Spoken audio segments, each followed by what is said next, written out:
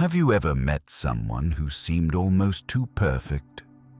They're calm under pressure, always polite and generous with their time. Yet something about them just doesn't feel right.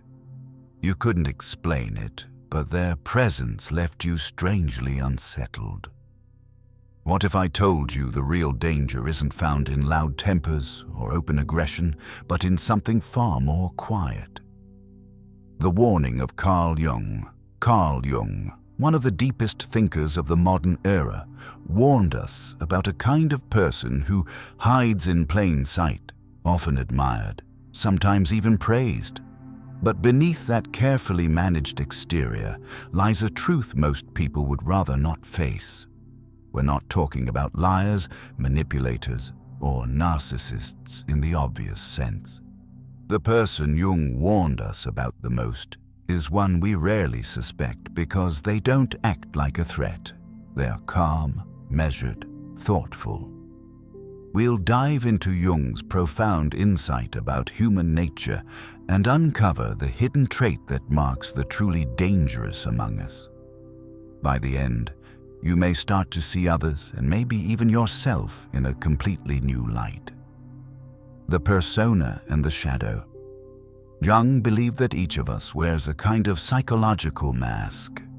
He called it the persona, the face we present to the world. It's how we function in society, how we gain approval, and how we stay safe in the eyes of others.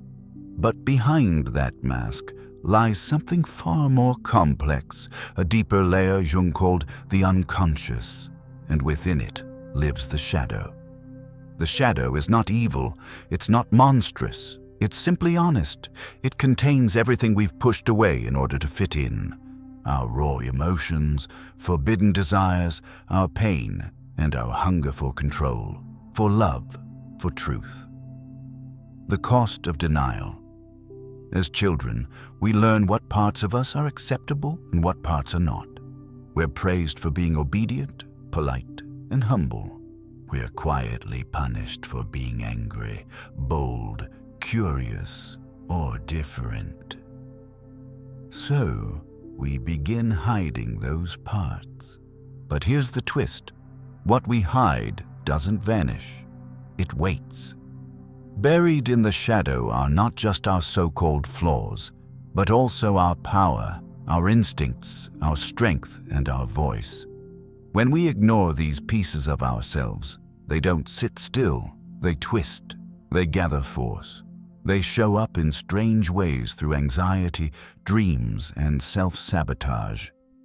This is why Jung believed that what you do not make conscious will rule your life, and you will call it fate. The truly dangerous person. When someone believes they are above anger, above jealousy, above selfishness, they become blind to the ways those very traits control them. They say they're just being helpful, but they're actually controlling. They claim they're setting boundaries, but they're punishing you. They insist they're spreading love, but it's laced with quiet resentment. They don't lie to others first. They lie to themselves. Jung saw this dynamic as a spiritual sickness. Not because people are evil, but because they are disconnected from themselves. And the more they deny that disconnection, the more others get caught in the crossfire. This is why some of the most damaging people you'll meet will not look dangerous at all. They will look enlightened, compassionate, and put together, but they are at war with themselves. And it's a war they're not even aware they're fighting. The more someone clings to their identity as a good person, the more their shadow grows in secret. It starts finding its own ways out, maybe through sarcasm, passive aggression, or controlling relationships masked as care. The more they deny the darkness, the more the darkness chooses how it comes out. The call to courage. Jung never suggested we get rid of the shadow. In fact, he believed integrating it, Facing it with honesty and compassion was the key to wholeness. When we admit to ourselves, yes, I'm capable of anger. Yes, I sometimes manipulate. Yes, I have desires I don't understand. That's when we begin to grow. That's when we become trustworthy. Not because we're perfect, but because we are aware. Jung's warning was not about evil people. It was about people who pretend they have no darkness at all.